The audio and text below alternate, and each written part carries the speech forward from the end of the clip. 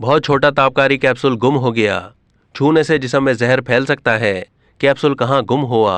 Australia के एक highway पर सिक्के से भी छोटा कैप्सूल गुम हो गया। इस कैप्सूल में इंतहाई तापकार मादा सीजियम 137 मौजूद है, जो अब लापता है। ये मादा कानकनी के आलात में इस्तेमाल होता है और बैक वक्त गामा और बीटा दोनों शुआएं खारिज करता है। इसके दायरे असर में आने वाला इलाका अगले 300 साल तक तापकार रहेगा।